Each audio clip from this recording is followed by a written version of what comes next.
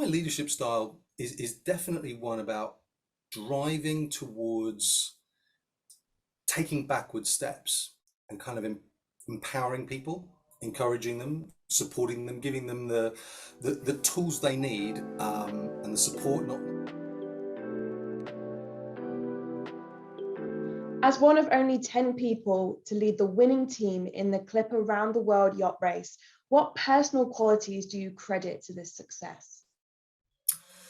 Ooh, that's an interesting one. I think I have to start off by saying, there was a lot of luck involved. I'm like all of us, we're the product of our experiences, and if I was born in a different time and place or with a less able body, then I wouldn't be able to have done it. So a huge amount of luck to begin with. But personal qualities, I'd say I'm not a typical kind of leader.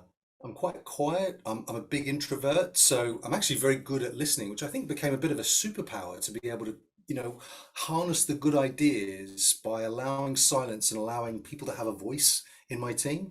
I'm also quite introspective. So in my book that I wrote, I've got this sort of section at the front where I talk about all the prep I did before the race. And a lot of that was about understanding what qualities I had was going to help me become a winner of this race, and all the things that was going to hold me back, and being really honest about those strengths and weaknesses. But by doing so, you can create a team around you that kind of, fill in those gaps and create a sort of a strong little leadership team on board the boat. Um, I think the other thing is really just persistence through all things. Call it stubbornness, which my wife probably would, but for me, it's just a real persistence to be able to push through, really, no matter what happens, and just carry on through the other side. And I don't know, just being generally good with people, I suppose, being able to listen, being able to relate, understand what motivates people, and figure out how you can best work with them. Because this Clip Around the World race, it very clearly became apparent to me it was a race of 10 teams, not a race of 10 yachts, and teams comprised of people all from different backgrounds, all wanting different things out of the experience. So figuring out how best to work with them, keep them safe, and kind of keep them performing for 10 long months while we were at sea was actually one of the biggest challenges of this whole thing. So I think, yeah, just being a people person, being a good listener. My sort of color profile is very green, quite data driven, quite analytic, sort of softly spoken, but yeah, still waters run deep, I suppose. And how dangerous is yacht racing? And have you ever been in a life or death situation? Or have in fact the start of every keynote speech I give is I tell this story. Say I was so worried I was physically sick. I actually vomited down the front of myself, my red Gore-Tex sailing suit in this moment, convinced one or more of my team is about to die in the next hour. And just the physical psychosomatic response that kind of created in me. So yeah, I mean, it is dangerous on this round the world race, the Clipper race. There have been fatalities. It's not a wrapped in wool cotton wool experience, and part of it, you can imagine the big old contract that every crew member has to sign. Part of it is a basically no BS death waiver saying I understand the risks and I'm prepared to go. So yeah, there is real danger. On my race, I would say we had a proper life and death situation twice, which I'm very pleased to say, we got through the other side of with no fatalities, and over the course of the whole race, only a couple of minor injuries. But I think that's something that attracts people to the race. They're just ordinary folks from, like I said, all ordinary backgrounds, but there is a real sense of putting your life on the line and doing something extreme. So yeah, it's a big challenge. As a former captain, how would you describe your leadership style? I know we spoke a little bit about this. Yeah, I think my leadership style is definitely one about driving towards taking backward steps and kind of empowering people, encouraging them, supporting them, giving them the tools they need, and the support, not sort of punishing failure, allowing people to speak up, and ideally what I'm trying to do is bias people psychologically towards taking kind of bold action, thinking for themselves, not continually needing to sort of defer to me. And of course, it takes a long time to get to that point. And I remember on the race, it really did evolve. At the start of the race, you're the sort of directive skipper shouting instructions to a willing crew, and sort of all eyes are on you. And, it makes you feel good, right? Makes you sort of work hard and give more of yourself. And the journey of the course of the race is sort of about taking these backward steps and allowing the crew to I would say, stand to their full height and really meet their potential. And part of that leaves you feeling a little bit like you've given away something. You don't feel quite so in control.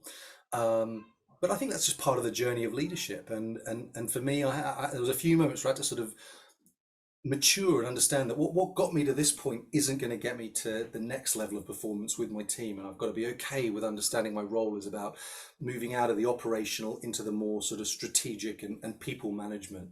And it's an interesting one, and that point really gels with a lot of the audiences that I speak to, that feeling of, as you develop a team, you yourself personally can be left feeling a little bit like you've given something away. But actually, the most mature leaders are those ones that have been able to sort of step back, empower, and crucially get their team thinking like they do. What role does emotional intelligence play in both sailing and business? Oh, massive. So the Clipper race is this really interesting setup, right? Where you've got these 10 boats, each with identical starting resources, broadly following the same strategy. But by the end of the race, they've become these 10 little microscopic universes. They're sort of like these 10 little petri dish experiments playing out. And each of the teams sort of become a bit of a microcosm of their leader. We saw that absolutely profoundly. And so emotional intelligence was massive. And I had some incidents with emotional intelligence. I didn't have great emotional intelligence at the start, despite understanding the words and the concept and how important it was. I sort of understood it academically, but then when we were out there on the very first race, and the pressure to perform is suddenly on you, and you're sort of in the heat of the moment, all that sort of theory kind of just goes out the window, and actually my moods became very volatile, and my emotions became too closely coupled to the performance of the boat. So when we were performing well, I was the kind of leader I should be, but when we were doing badly, my mood went right down. I brought everyone else with me. To my crew's credit, they challenged me right after about 8 days. I had a mutiny. Only a couple of days into this race, and I got a mutiny on my hands, or about 3 weeks in. And they got together in a very British mutiny, I should say. There was no swords or cutlasses involved. It was they got together in the middle of the night whilst I was asleep and had a sort of a meeting, and they discussed my emotional intelligence and my sort of volatility of mood. They talked about how it was affecting morale, and if nothing else, this dude's been paid to be our leader. We should be expecting more than this. And one of them, she, bless her, an HR director in her life ashore, brought it to my attention, and she said, this is unacceptable. We need to see a change. And it was one of those things. It was this behaviour in my blind spot, right? I think we've all got them if we're honest with ourselves. And the creative self-justifications I told myself is, you're a passionate leader. You want to communicate when we're doing well, and you also want to communicate when we're not reaching the standard that we set for ourselves. And I sort of was oblivious to the destructive trail this real emotional volatility was causing the team. So that was a big wake up for me, and managed to turn it around and understand that I had to understand that how people saw me behave was going to be how they behaved. And the words I wrote, I actually wrote myself a note on the fiberglass bulkhead above my bunk, so I see it every time I lay down right there. I wrote the words, your mood equals their mood. Your mood equals their mood. It's a sort of permanent reminder for me of the mood shadow that I cast over the team. And those were their words, the mood shadow that you cast over the team. And they said, well, you've got this huge mood shadow, but you don't seem to realize it. And when you're up, it brings us up. When you're down, it crashes us down, man. And we can't go on this daily roller coaster ride with you. We need you to sort of be a more consistent presence. And it was, it's something I think all leaders and teams need to find in balance, that need for authenticity, because no one wants to work for an android that, sort of seemingly has no emotions at all, but you're a normal, relatable person. But at the same time, understanding there's got to be an element of role play involved, knowing that how other people are going to meet the challenges and the attitude that they're going to take on. They're going to watch how you do it first, and they're going to copy and emulate that.